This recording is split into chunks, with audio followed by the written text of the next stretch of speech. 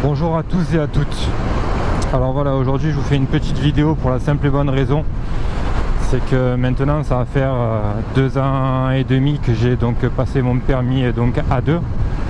Un permis A2 qui selon moi est très intéressant d'éviter de commencer par un gros cylindré, enfin du moins dans les débuts.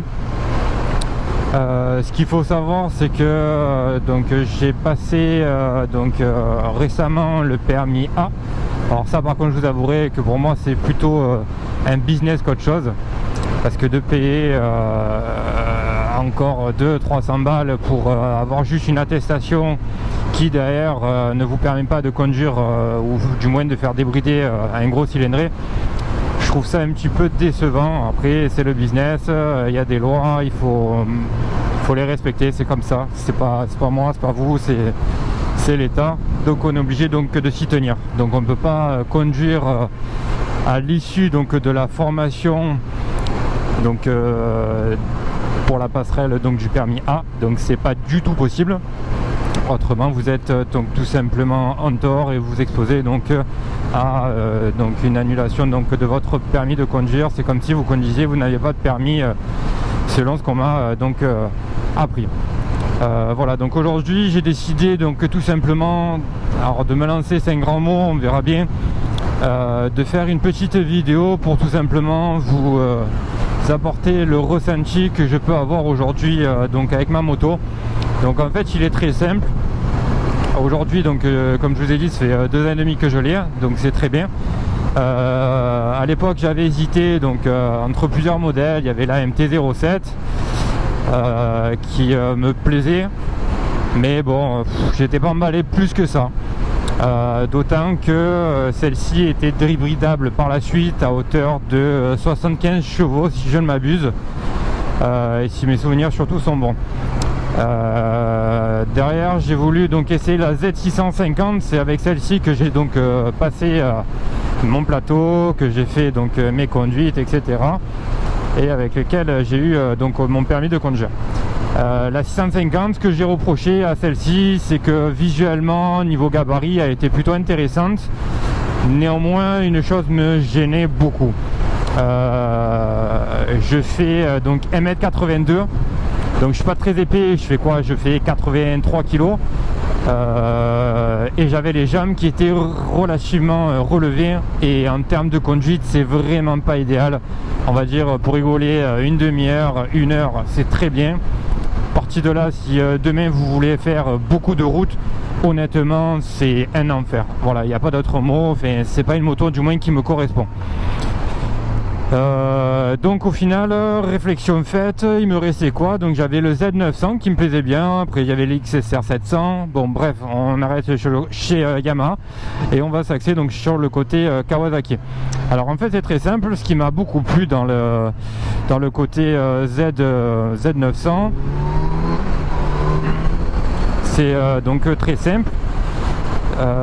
C'était que si toutefois je la conservais cette moto, j'avais la possibilité de la débrider à hauteur de 95 chevaux. Alors rapport poids-puissance, c'est vrai que quand on est novice dans la moto, c'est très compliqué de réussir à se projeter, d'avoir le ressenti, etc. Donc c'est assez compliqué. Néanmoins je me suis dit bon, de toute façon qui t'intéresse n'a rien, au pire de toute façon si ça va pas, ben, il sera toujours temps de changer de bécane. Il s'avère que donc j'ai opté donc pour cette moto, la Z900. C'était donc les premières générations. Première génération qui, cela dit en passant, ben, pour moi aujourd'hui me convient donc très bien. Je vous ferai une vidéo peut-être par la suite donc légèrement différente, pour vous montrer les petites modifications que j'ai faites, hein, rien de fou en soi, juste un peu d'esthétique, le pot, un peu des clignotants, etc. Bon, ça on reviendra plus tard dessus.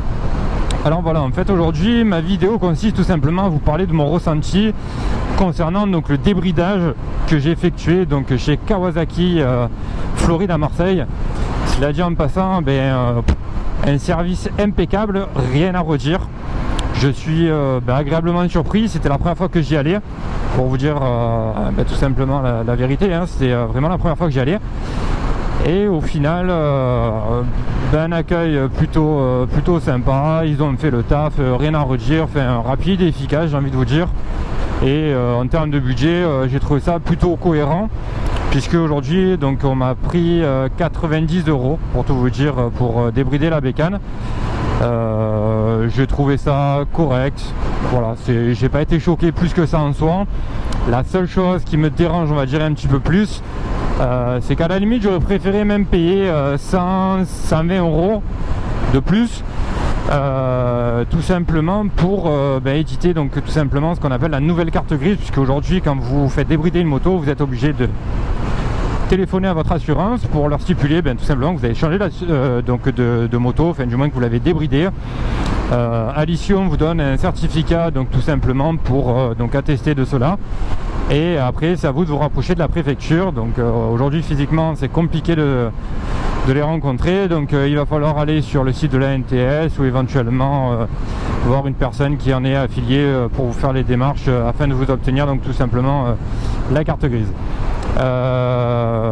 Donc ça c'est ce que je trouve un petit peu dommage. C'est vrai que bon, c'est beaucoup de paperasse entre le code, le machin, le ci, le là. C'est vrai que c'est un petit peu lourd, mais bon après il n'y a pas le choix, donc on est obligé de passer par là si je puis dire.